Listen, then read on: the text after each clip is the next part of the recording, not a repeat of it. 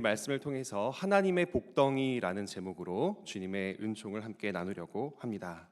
여러분, 복덩이라는 말 들으면 어떤 어감으로 들리십니까? 복덩이. 네, 좋아요? 좋죠.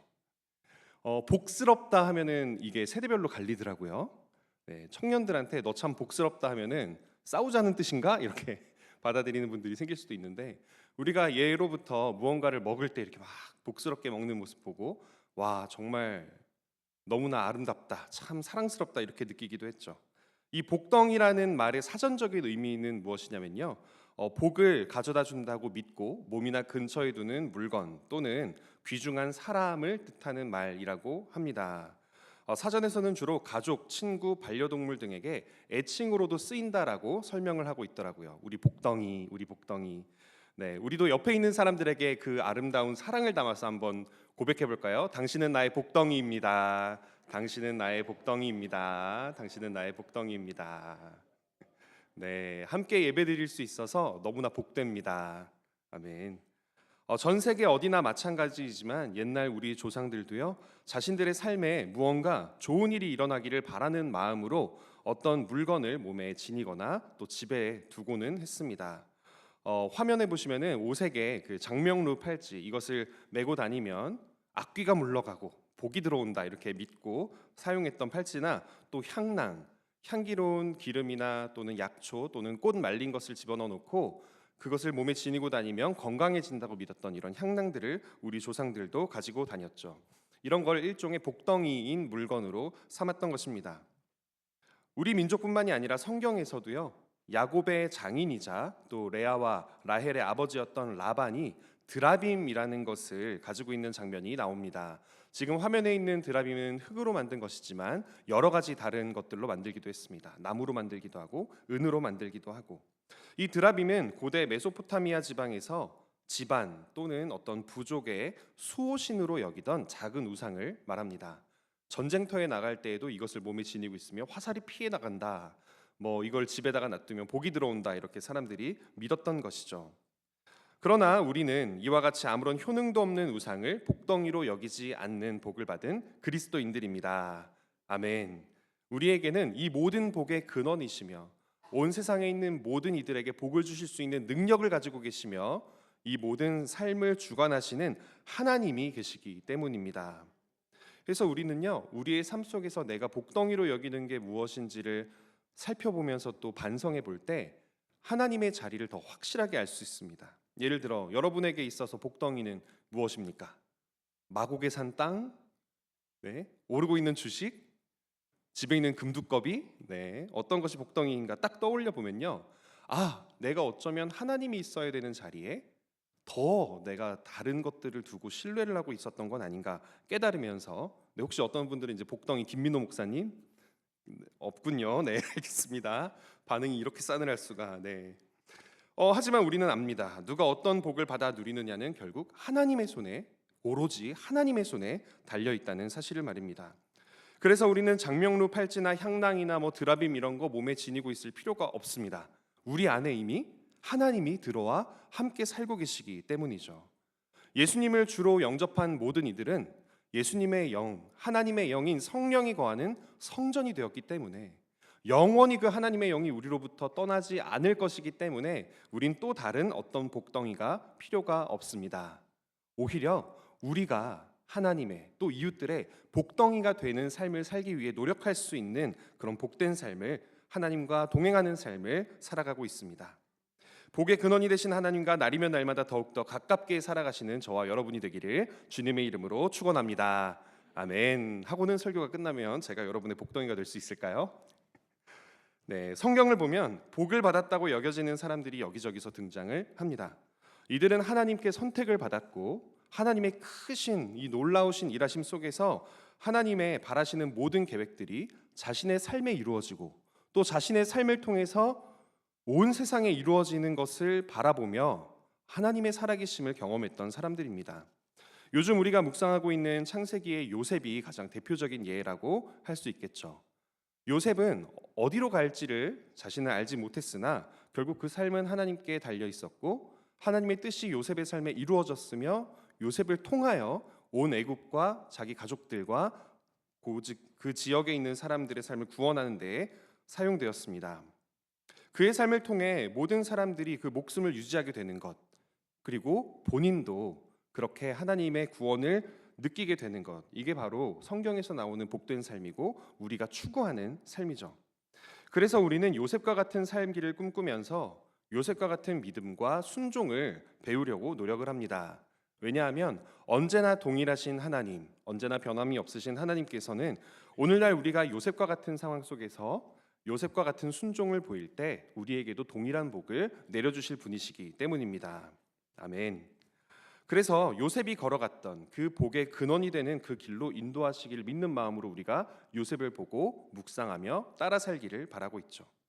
이처럼 하나님께 순종하며 하나님의 뜻이 그 삶을 통해 이루어지도록 노력하는 사람은 스스로도 하나님께 복을 받지만 동시에 주변 사람들에게도 그 하나님의 은혜와 사랑과 평강을 나누어 주는 하나님의 복덩이로 살아가게 됩니다. 우리 다시 한번 앞뒤 좌우에 있는 분들과 이렇게 인사하며 축복하기를 원합니다. 당신은 하나님의 복덩이입니다. 당신은 하나님의 복덩이입니다. 당신은 하나님의 복덩이입니다. 아멘. 주무시는 복덩이도 계시지만 복덩이이십니다.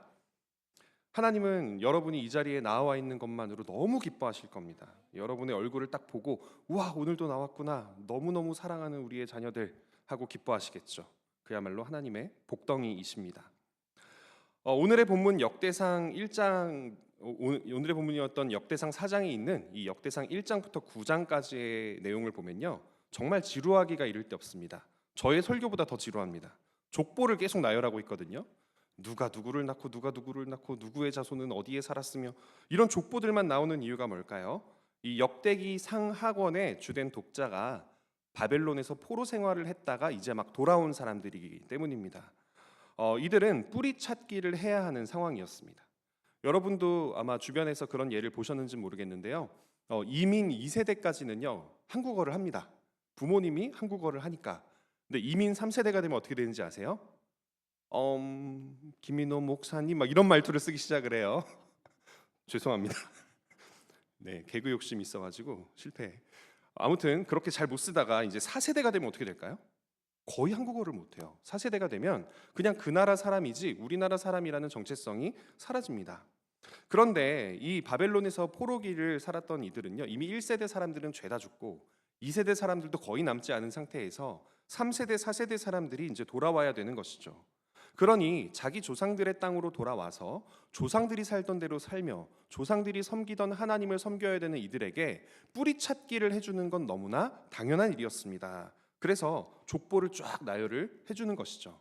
너희의 뿌리는 여기서부터이다. 너희의 조상이 누군지를 알아라. 그래서 이 지루한 1장부터 9장까지의 내용을 기억하시는 분들이 거의 없습니다. 네.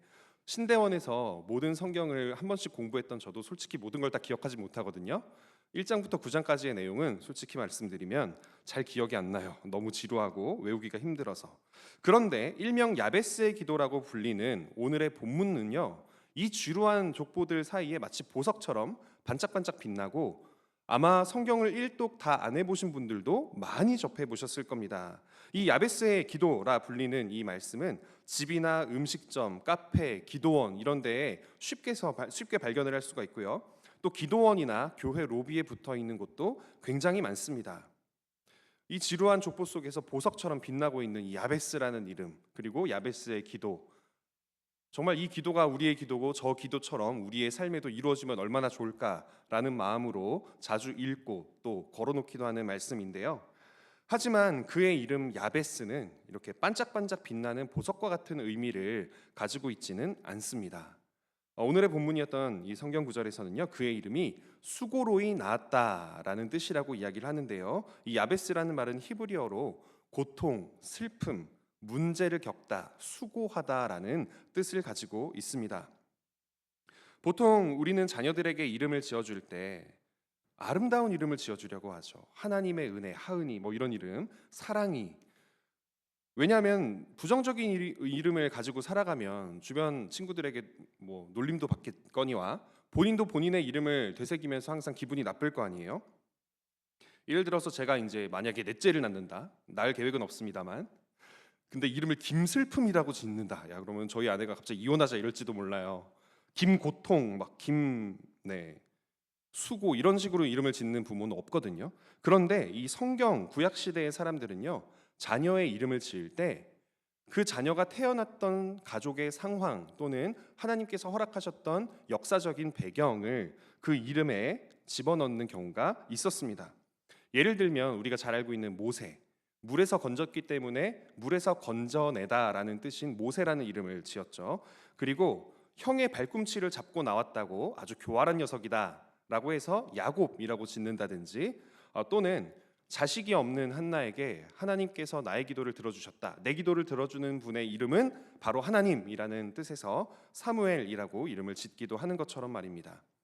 따라서 우리는요, 오늘의 본문에 나오는 이 기도의 주인공인 야베스가 태어날 때 그 어머니 또는 집안의 사정이 매우 좋지 않았음을 짐작할 수 있습니다. 오늘의 본문 4장 9절의 말씀을 함께 읽어보도록 하겠습니다. 시작. 야베스는 그의 형제보다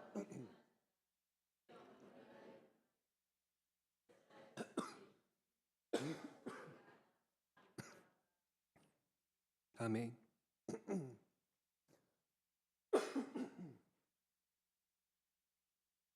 수고로 이 설교를 하고 있는 저를 위해 중보기도를 제가 목이 되게 약하거든요. 오늘은 좀 목이 빨리 쉬었었습니다. 여기서 이제 수고로이 낳았다라는 말이 나오죠. 이 말은 출산의 과정이 매우 위험하고 힘겨운 난산이었다라고 해석을 할 수도 있고요.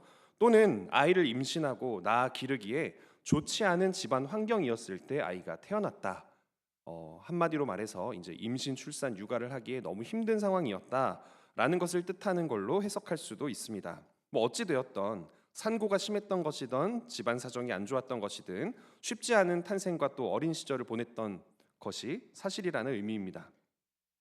그런데 이 역대상 4장 9절을 보면요, 이 어려움 속에서 태어났던 야베스, 그래서 어머니에게서 고통이라는 이름을 받았던 이 야베스에게 이런 설명을 덧붙이는데, 야베스는 그의 형제보다 귀중한 자라라는 표현이 덧붙어집니다.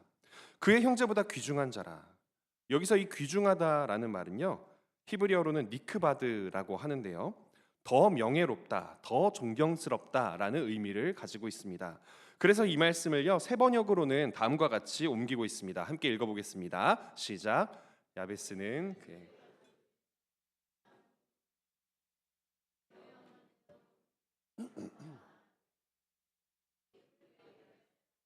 불렀다. 아멘. 그의 가족들 중에서 가장 존경을 받았다라고 세 번역에서는 또 번역을 하고 있습니다. 이 니크바드라는 수식어가 붙었던 게 사실 야베스, 고통이라는 이름과는 잘 어울리지 않죠. 힘들게 고난 중에서 태어났고 부정적인 이름을 받아 한평생을 시작한 또 살아왔던 사람이지만 그 이름과는 다르게 가족들에게서 존경을 받을 수 있는, 존경받을 만한 덕스러운 삶을 살았던 사람이라는 뜻입니다. 제 모교회인 과천교회에도요, 제가 청년부 때 청년부 목사님 중에 박무식 목사님이라는 분이 계셨어요. 근데 저의 멘토가 되셨던 목사님이신데 이름이 무식이잖아요. 그래서 목사님 서울대학교 정치외교학과까지 나오셨는데 이름이 박무식이라 너무 웃으시네요. 놀림 받으시는 거 아니에요? 라고. 죄송합니다. 저까지 터지면 안 되는데. 제 멘토 목사님이거든요. 근데 그 목사님한테 그렇게 물어봤더니 진짜로 어렸을 때는 많이 이렇게 놀림을 받아가지고 힘들었다라고 얘기를 하시더라고요. 근데 오히려 이름이 박무식이다 보니까 더 열심히 이제 공부를 하려고 노력을 했고, 그래서 서울대학교 정치외교학과까지 들어갔었다, 이렇게 얘기를 해주시더라고요. 야베스 역시 그러지 않았을까 싶습니다. 어머니께서 나는 너를 너무나 수고로이 낳았다, 너무 힘들 때 낳았다, 힘들게 낳았다라고 이야기를 하시며 이름을 지어주시니 내가 내 이름을 극복하는 삶을 살아야지라는 생각을 하지는 않았을까요? 그래서 오늘 이 야베스의 기도가 우리의 기도가 되기 위해서는요, 우리가 첫 번째로 기억해야 될 건, 우리가 어떤 고난 중에 있든지, 아무리 힘든 삶을 살고 있고 나의 지금의 삶이 얼마나 역경 속에 가득하든지 그 역경을 탓하지 않고 남들에게 존경을 받을 만한 삶을 살도록 노력해야 한다는 사실입니다. 야베스가 그랬던 것처럼 우리도 그렇게 살아야 야베스가 받았던 복이 우리의 복이 되겠죠. 아직도 웃으시네요. 네, 근데 여러분의 인생 평안하십니까? 솔직히 저의 인생도 누가 이렇게 목사님 평안한 저녁 되세요 그러면은 평안하지 않은데요라고 답하고 싶을 정도로 힘들 때가 있거든요. 여러분도 마찬가지실 거예요. 진짜 만약에 여러분의 삶이 너무나 평안하시다면 그 자체로 정말 복 받으신 것이기 때문에 하나님께 항상 감사하며 사시길 바랍니다. 하지만 우리 중 누가 이 땅에서 진정으로 평안하게만 살 수가 있을까요? 평안은 짧습니다. 고통은 길죠. 몸도 마음도 아픔이 없는 삶은 없습니다. 경제적으로, 관계적으로, 또 육체적으로 질병 때문에, 돈 때문에, 사람 때문에 그렇게 아프며 살아가는 것이 우리의 인생길입니다. 누구나 저마다의 짊어지고 허덕이면서 살아가는 인생이라는 것이죠. 그래서 때때로 우리는요, 소위 말해 까칠해지기도 합니다. 너무 각박한 상황 속에서 스트레스를 밟다 보니까요, 친절함을 잃어버립니다. 시간도 돈도 부족하니까 마음의 여유까지 사라져서 예배의 자리를 놔버리는 분들도 계십니다. 그러면서 이렇게 생각합니다. 지금은 상황이 좋지 않으니까, 내가 너무 어려우니까 좀 까칠해도 되겠지? 지금은 너무 바쁘니까, 너무 시간이 촉박하니까 예배를 좀 빠져도 되겠지? 저 역시 마찬가지인 게, 제가 최근에 가장 불친절했을 때가요, 차를 타고 교회로 돌아오는 길에 이제 화장실이 급했을 때, 제 앞에서 들어가고 계신 분을 살짝 밀고 이렇게 들어갔던 기억이 나요. 그렇게 사람은 힘들면 불친절해지거든요. 근데 야베스는 그렇지 않은 사람이었던 것 같습니다. 힘들게 태어나 고통이라는 이름을 가지고 살면서도 자기 이름을, 그 출생의 고난을, 어려운 집안 사정을 탓하지 않고 가장 존경스럽다라는 표현을 들을 삶을 살았던 것이죠.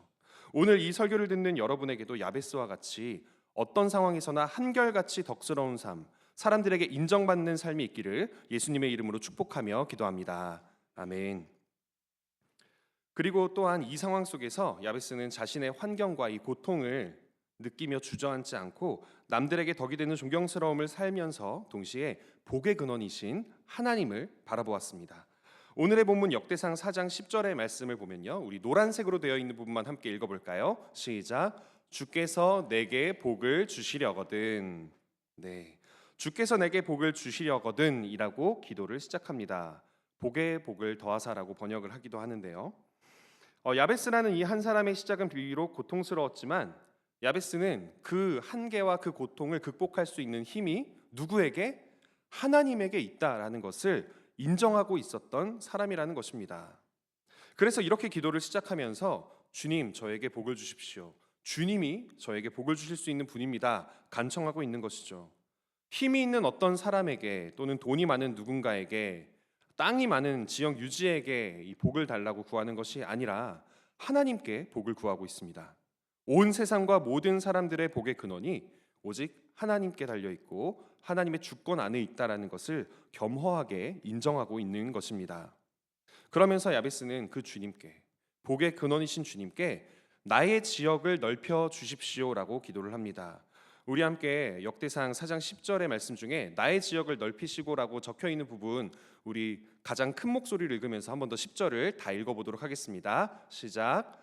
야베스가 이스라엘 하나님께 아뢰어 이르되 주께서 내게 복을 주시려거든 나의 지역을 넓히시고 주의 손으로 나를 도우사 나로 환난을 벗어나 내게 근심이 없게 하옵소서 하였더니 하나님이 그가 구하는 것을 허락하셨더라. 아멘.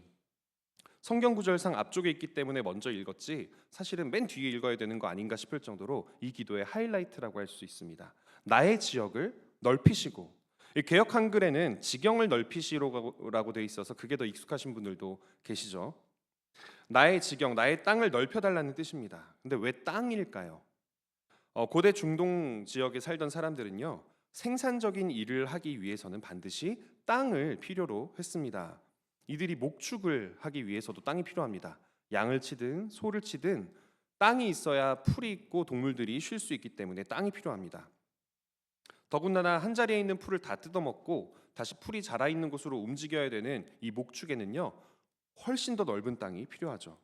그리고 식물을 길러 농사를 짓는 이들에게도 이 작물을 경작할 땅이 필요합니다.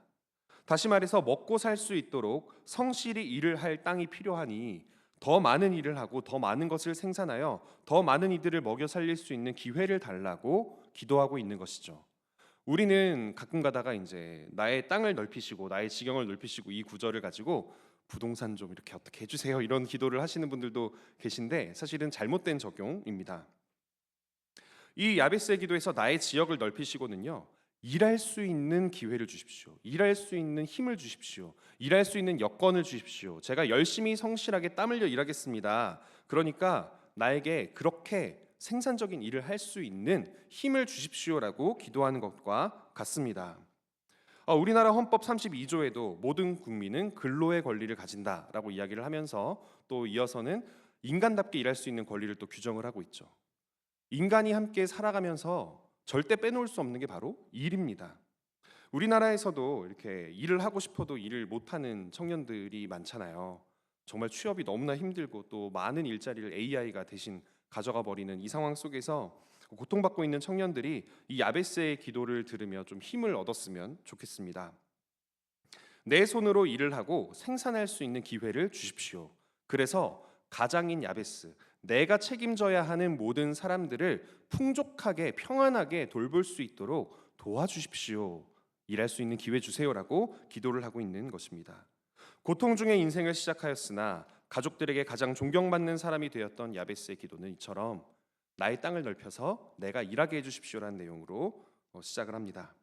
그렇게 야베스의 땅이 넓어지면 어떻게 될까요? 야베스의 가족, 친척, 이웃들이 함께 일을 할 수 있게 됩니다.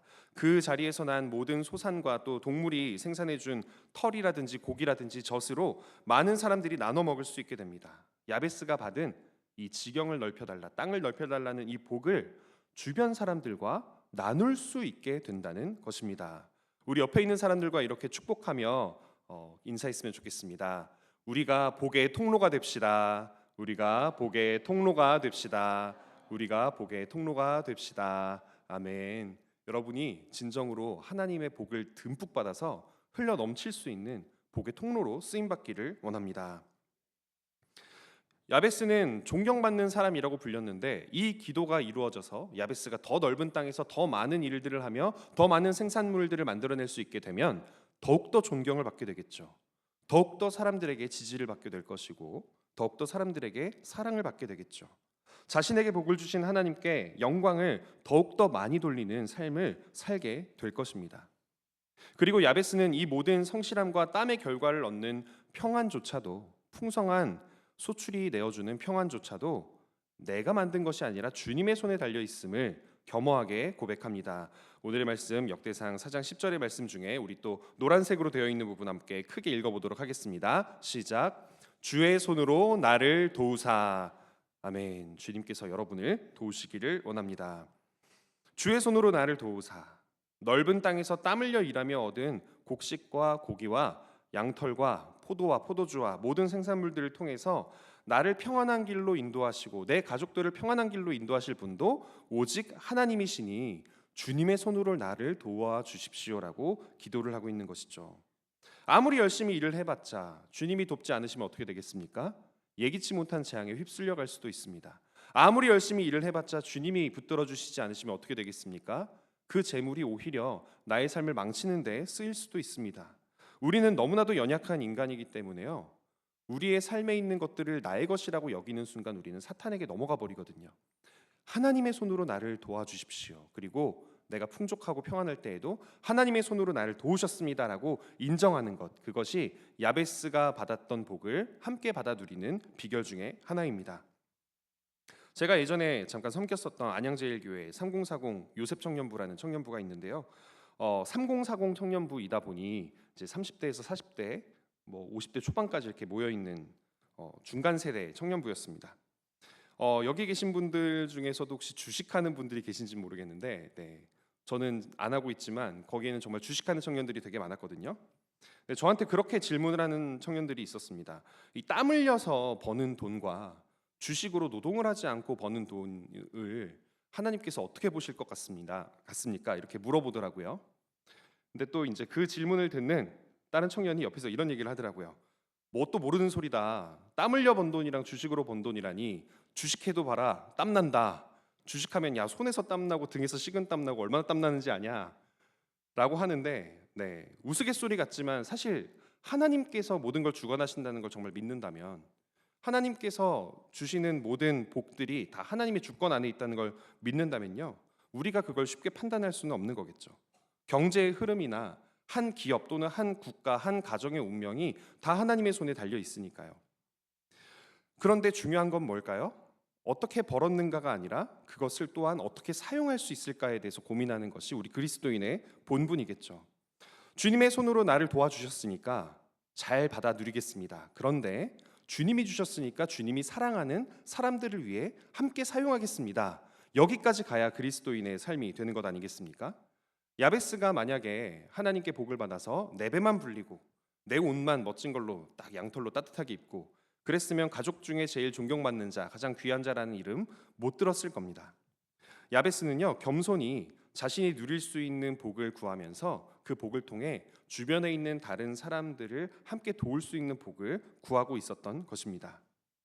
그렇게 야베스는 겸손히 기도하면서 그 기도문을 또한 이렇게 마무리를 하고 있습니다. 우리 역대상 4장 10절의 말씀 중에 노란색으로 되어 있는 부분 함께 크게 읽어보도록 하겠습니다. 시작. 나로 환난을 벗어나 내게 근심이 없게 하옵소서. 아멘. 야베스는 자신이 사람들의 신뢰와 존경을 받고 있다 하여 더 큰 욕심을 꿈꾸는 사람이 아니었습니다. 여기서 말하는 그가 가지고 있지 않았던 욕심, 그가 피할 수 있었던 욕심은요, 크게 두 가지 종류가 있는데요. 일단 첫 번째는 세상적인 욕심이 있습니다. 내 배를 불리고 내가 더 높아지고 더 많은 명예를 쌓고 이러는 욕심이 있고요. 또 두 번째로는요, 한번 따라해 보실까요? 자칫 거룩해 보이는 욕심. 자칫 거룩해 보이는 욕심. 이게 사실 그리스도인들이 신앙생활하면서 더 피해야 되는 내용입니다. 주일에 예배를 거의 드리는 듯 마는 듯 그냥 스쳐가시는 분들과 또 수요 금요 예배에 나오시는 분들의 차이가 되게 크거든요.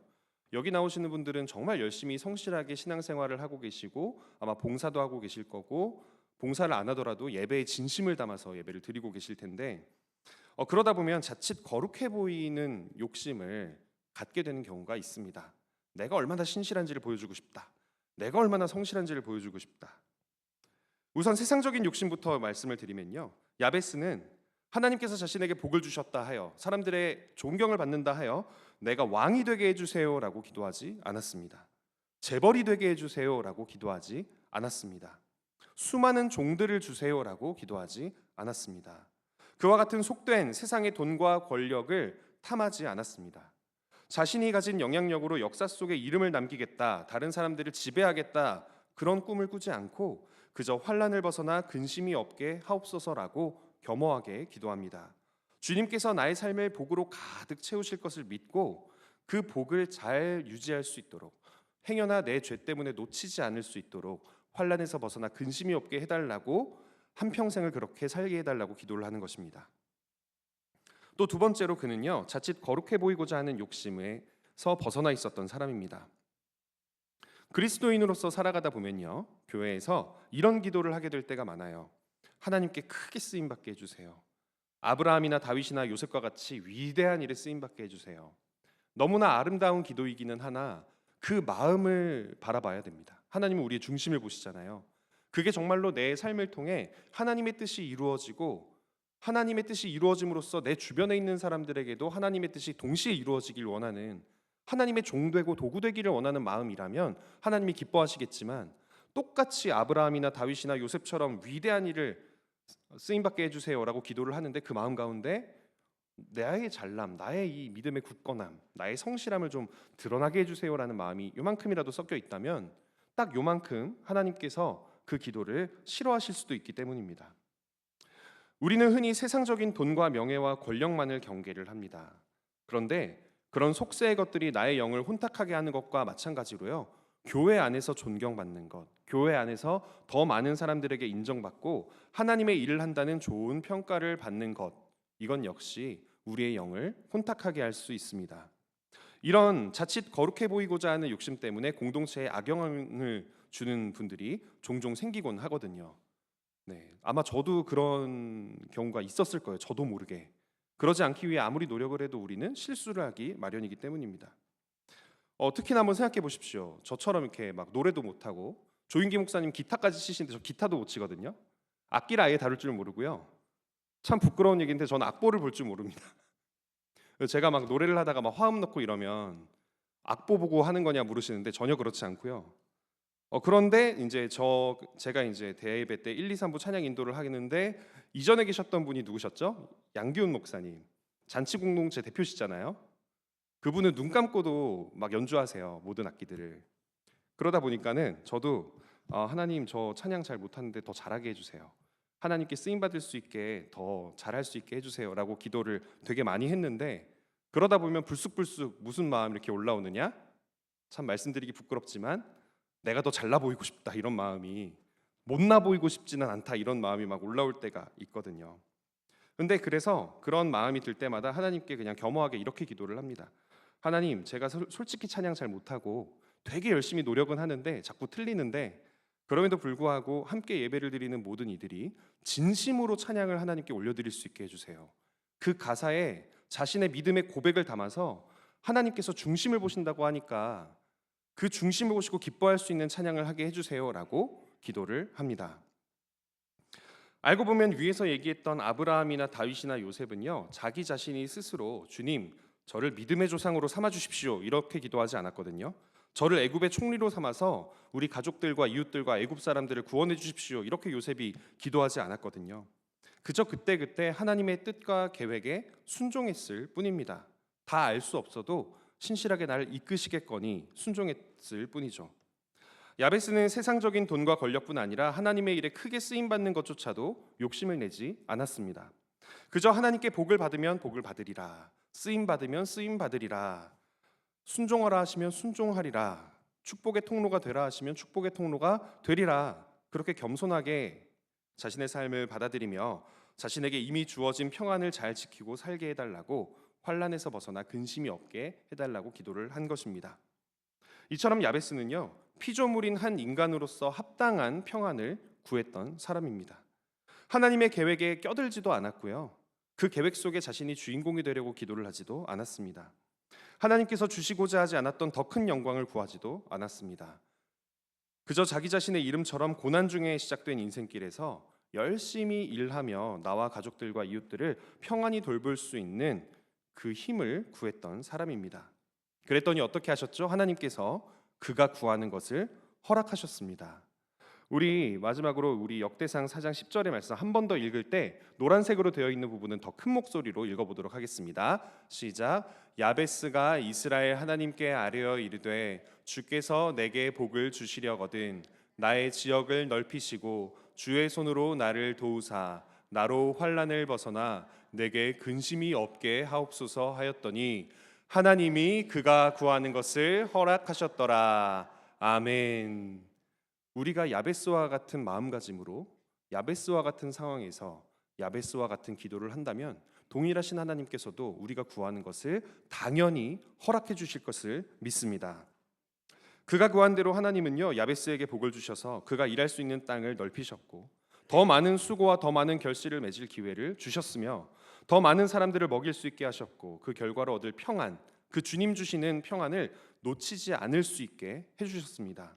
그렇지 않았으면 아마 요 뒤에 하지만 야베스가 말려낸 삐뚤어졌더라 이런 구절이 있었겠죠. 그런 구절이 없다는 게 사실은 복된 삶입니다. 성경에 아무리 길게 기록되어 있다 해도 그 말년이 불행하면 그게 과연 행복한 삶이겠습니까? 아무리 많은 돈을 솔로몬처럼 가지고 있고 권력을 누린다 해도 그 말년이 하나님으로부터 떠나 있으면 그게 복된 삶이겠습니까? 야베스는요, 자신의 삶의 자리에서 모두를 행복하게 하고 평안하게 하는 하나님의 복덩이로서의 삶에 만족하며 그렇게 계속 살게 해달라고 기도했던 것입니다. 하나님께서는 이처럼 하나님의 섭리 속에서 겸손히 자기 몫을 구하는 이들의 기도에 응답하는 분이십니다. 야베스의 기도를 들어주신 하나님은 지금 우리의 예배와 기도를 받고 계신 그 하나님이십니다. 다른 분이 아니고 같은 분입니다. 우리가 야베스와 같은 마음으로 구하면 하나님은 반드시 듣고 같은 복을 우리의 삶에 채워주실 것입니다. 아멘. 그렇게 응답하신 하나님으로 인해 야베스는 창조주이시며 섭리주이신 하나님을 내 삶의 고통의 이름을 귀한 자로 바꾸시는 분이라고 경험할 수 있게 되었습니다. 근데 여기서 한 가지 더 생각해 보자면요, 야베스에게 있어서 가장 큰 복이 무엇이었을까요? 땅이 넓어지는 거, 소출이 늘어나는 것, 아니면 뭐 더 멋있는 집을 갖게 되는 것. 사실 야베스에게 있어서 가장 큰 복은요, 자신의 기도를 들어주심으로 인하여 하나님과의 친밀한 관계를 확인한 게 제일 큰 복이었습니다. 왕도 죽고 황제도 죽습니다. 성경에 나와 있는 인물들 다 죽습니다. 나사로 예수님께서 살려주셨지만 천국 가려면 또 한 번 더 죽어야 되잖아요. 죽으면 거지나 부자나 다 똑같은 모습이 됩니다. 그러나 야베스는 하나님께서 자신이 드리는 이 기도를 응답하여 주시는 것을 보면서 하나님이 자신을 사랑하시고 돌보신다는 사실을 알게 되었습니다. 성실하게 믿음으로 기도하며 한평생을 열심히 살아가는 사람, 아무리 어려운 상황 속에서도 존경받을 만한 덕스러운 삶을 살기 위해 노력하는 사람에게 하나님께서 반드시 함께하여 주신다는 사실을 야베스가 확인하게 된 게 가장 큰 복인 것입니다. 그 돌보심이 언제까지이겠습니까? 영원히입니다.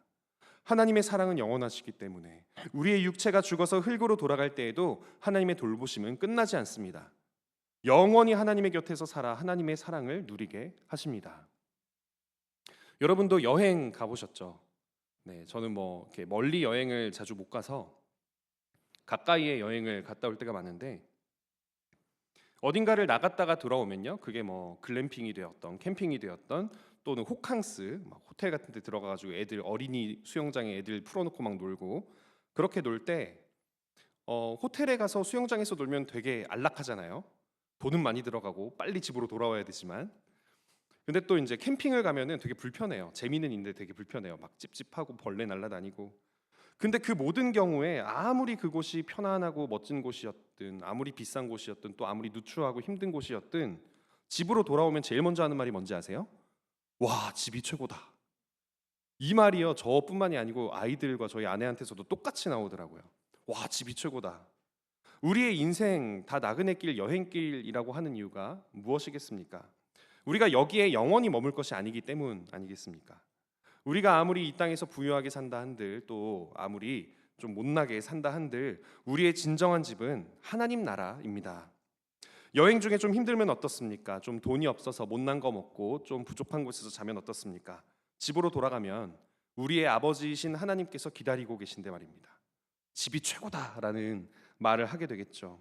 언젠가 하나님의 집에서 영원히 거하게 되었을 때, 아, 역시 여기가 진짜 내 집이군요. 하나님께서 예비해 놓으신 하나님의 집, 아버지의 집이 여기였군요라고 이야기를 하게 되겠죠. 야베스가 누렸던 최고의 복은요, 바로 그 하나님의 집에 들어가기까지의 이 나그네와 같은 인생길을 하나님이 지켜 보호하여 주신다는 것을 확인한 것입니다. 오늘 이 자리에 있는 저와 여러분 모두가 야베스가 누린 복을 다 받아 누릴 수 있기를 바랍니다. 아멘. 땅의 기름진 복과 하늘의 신령한 복을 다 누리기를 원합니다. 그렇게 누릴 만한 성실함과 겸손함을 달라고 기도하면, 야베스와 같은 마음을 달라고 기도하면 하나님께서는 반드시 응답하실 것이며 우리의 삶을 야베스와 같이 인도해 주실 것입니다. 아멘. 여러분은 하나님의 복덩이들이십니다. 아까 설교를 시작하면서도 말씀드렸지만 하나님은 여러분의 존재 그 자체를 너무나도 기뻐하시고 또 사랑하십니다. 그러니 독생자 예수님을 보내주셔서 영원히 함께하기 위해 영원한 생명을 우리에게 허락하신 것이 아니겠습니까? 영원한 영광의 삶을 허락하신 것이 아니겠습니까? 하나님께서는 지금 이 자리에 앉아서 예배를 드리는 분들의 얼굴만 봐도 정말 행복해 하실 겁니다. 하나님께 행복을 주는 존재가 되었다는 것, 얼마나 큰 복입니까? 그래서 우리 함께 이렇게 또 인사해 보기를 원합니다. 당신은 하나님의 복덩어리입니다. 당신은 하나님의 복덩어리입니다. 당신은 하나님의 복덩어리입니다. 아멘. 그리고 그 하나님께서 오늘 여러분을 야베스와 같은 삶으로 부르셨습니다. 더 많은 이들에게 채워줄 수 있는 삶을 위해 기도하시기 바랍니다. 더 많은 수고로 나와 가족과 이웃과 우리 교인들의 평안을 지켜낼 수 있는 삶을 허락해달라고 기도하시기 바랍니다. 그래서 환난에서 벗어나 근심이 없는 평안한 삶으로 하나님께서 우리를 부르셨으니 그대로 이끌려 살게 해달라고 기도하시기 원합니다. 하나님께서는요, 오늘 이 자리에 있는 저와 여러분이 앉아 하나님의 말씀을 듣고 있는 것을 통하여서 어떤 기대를 가지고 계실 텐데요, 그 기대는 바로 우리가 세상의 복덩어리가 되는 것입니다.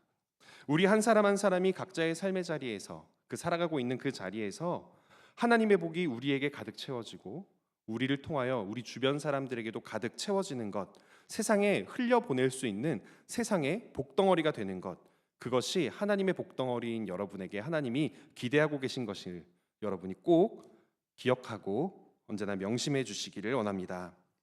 헛된 드라빔이 아니라 진리신 주님의 손에 붙들려서 그 주님과 함께 살아가는 복덩이가 되기를. 그래서 우리도 야베스의 기도처럼 우리의 삶의 지경이 넓어지는 만큼 사람들과 하나님께 평안과 사랑과 영광을 올려드릴 수 있는 사람이 되기를 진심으로 바라고 원합니다. 아멘. 우리 함께 기도하고 찬양하도록 하겠습니다.